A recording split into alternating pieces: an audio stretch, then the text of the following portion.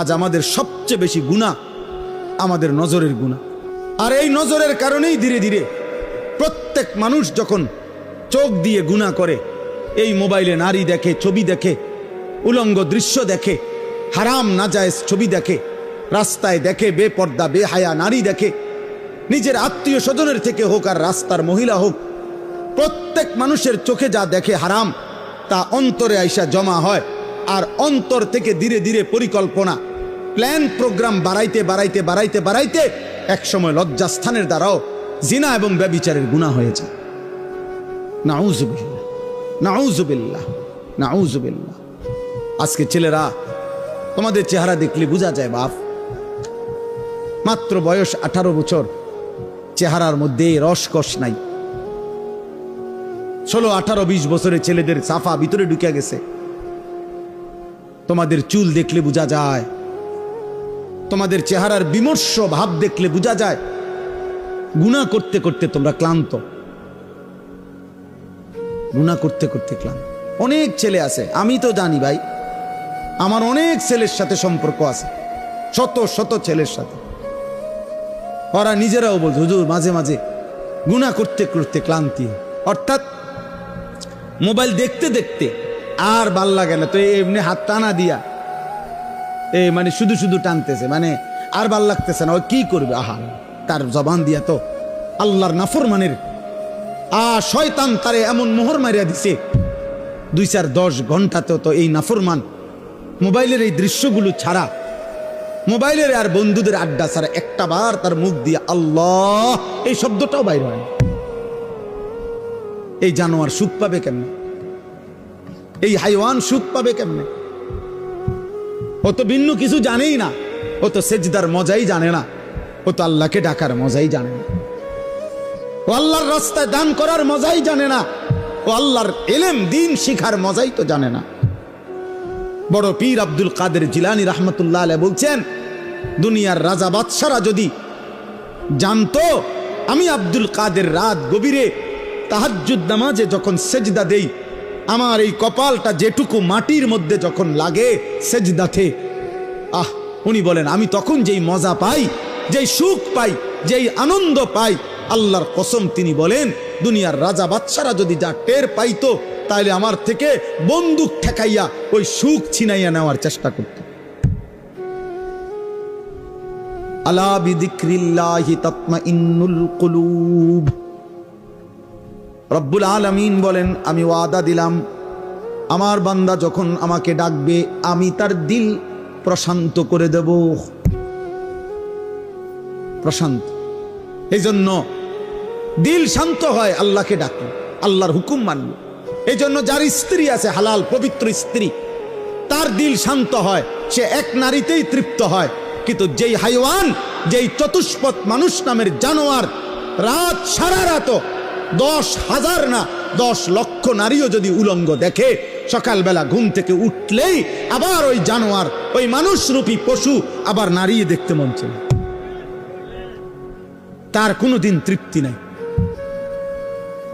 তার কোনোদিন তৃপ্তি নাই। শায়েখ আলী তানতাবি একজন বড় আরবের বড় বিখ্যাত আলেম ছিলেন।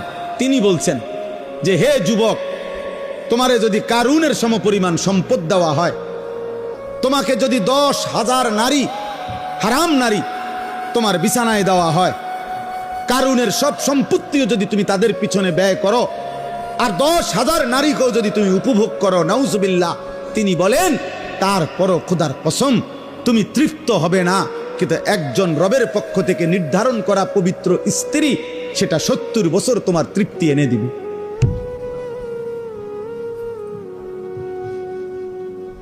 এই জন্য কোনো ছেলে যদি বুঝে থাকো, বুঝে থাকো, আল্লাহর দিকে ফেরো বাবা, আল্লাহর দিকে ফেরো।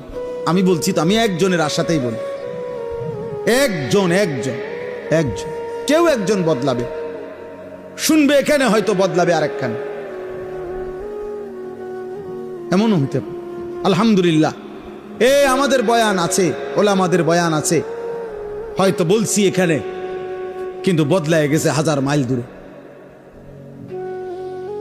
1000 স্পেন থেকে যুবক ফোন দিয়া বলছে হুজুর কানতে কানতে অঝোর ধারায় যে হুজুর আপনার কথায় গুনাহ ছেড়ে দিলাম, জিন্দিগি বদলে। অথচ আমি কোনো স্পেনে বয়ান করি নাই, করছি বাংলাদেশে। বদলে গেছে স্পেনে, বলেছি বাংলাদেশে, বদলে গেছে আমেরিকার মিশিগানে। আমেরিকার একটি গুরুত্বপূর্ণ অঞ্চল আছে মিশিগান, ওই জায়গার নাম। ওইখানের এক যুবক সেদিন মেসেজ দিছে যে হুজুর ছেড়ে দিলাম গুনাহ।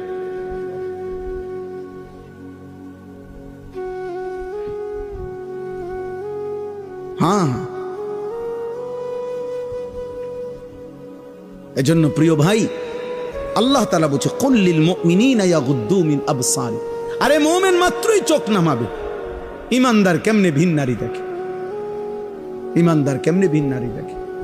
ইমানদার কেমনে মুসলমান পরের নারী? এক যুবক, হাদিসে আছে, তোমরাও শুনছ, নবীজির জামানায় এক যুবক এসে বলছিল, ইয়া রাসূলুল্লাহ সাল্লাল্লাহু আলাইহি ওয়াসাল্লাম, আমাকে জিনার অনুমতি দেন, আমি জিনা করতে চাই, ইদান লি বিজিনা। নবীজি তাকে 5টা প্রশ্ন করছে, যুবক কাছে আসো। নবীজি বলছে, তুমি কি চাও তোমার স্ত্রীর সাথে কেউ এই কাজটি করুক? সে বলছে না। বলছে, তুমি কি চাও তোমার বোনের সাথে কেউ এই কাজটি করুক? বলছে না। আমি সংক্ষেপে বলতেছি। নবীজি বললেন, তুমি কি চাও তোমার মেয়ের সাথে কেউ এই কাজটি করুক? বলছে না। নবীজি বলছেন, তুমি কি চাও তোমার মায়ের সাথে কেউ এই কাজটি করুক? নবীজি বলছেন না। স্ত্রীর কথা না, মাকে বলছেন। এরপরে নবীজি বলছে, তুমি কি চাও তোমার ফুফুর সাথে এই কাজটি কেউ করুক? যুবক বলছে না। নবীজি বলছে, তুমি কি চাও তোমার খালার সাথে কেউ এই জিনা করুক? যুবক বলছে, লা ওয়াল্লাহি জালানি আল্লাহু ফিদাআকা। হে আল্লাহর নবী, না, আমি চাই প্রয়োজনে আপনার কথা শুনে আমি আমার জীবন দিয়ে দেব, কিন্তু আমার পরিবারের এই আপনজনদের সাথে কেউ জিনা করুক আমি এটা মেনে নিতে পারি না। আল্লাহর নবী সাল্লাল্লাহু আলাইহি সাল্লাম বলছেন, ওয়ালাল্লাযীনা ওয়ালান নাসু ইউহিব্বুনাহু লিবানাতিহিম লিআম্মাতিহিম লিখালাতিহিম লিউম্মাহাতিহিম লিআখাওয়াতিহিম। আল্লাহর নবী বলেন, তাহলে যুবক শুনো, কোন মানুষও তার বোনের সাথে কেউ জিনা করুক এটা চায় না। কোন মানুষও তার খালার সাথে কেউ জিনা করুক এটা চায় না। কোন মানুষও তার ফুফির সাথে কেউ জিনা করুক এটা চায় না। কোন মানুষও তার মায়ের সাথে কেউ জিনা করুক এটা চায় না। কোন মানুষও তার মেয়ের সাথে কেউ ব্যভিচার করুক এটা চায় না। তো তুমি কেমনে করবে?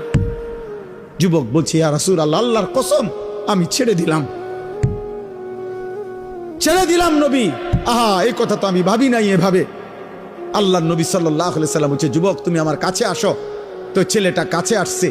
নবী সাল্লাল্লাহু আলাইহি সাল্লাম তার বুকের মধ্যে হাত মুবারক রেখে বলছে, 3টা দোয়া করে দিছে এই ছেলেকে। আল্লাহুম্মা গফির যামবাহু, আল্লাহ তার গুনাহগুলো মাফ করে দেন। ওয়া তাহহির কলবাহু, তার অন্তরটা পবিত্র করে দেন। ওয়া হাসসিন ফারজাহু, আল্লাহ তার লজ্জাস্থানটাকেও পবিত্র রাখেন। সাহাবারা বর্ণনা করছে, এই যুবক এরপরে মৃত্যু পর্যন্ত আর কোনোদিন 1 সেকেন্ডের জন্য ফালাম ইয়ালতাফিত ইলা শাইইন, সে আর কোনোদিন কোনো ভিন নারীর দিকে তাকায়নি।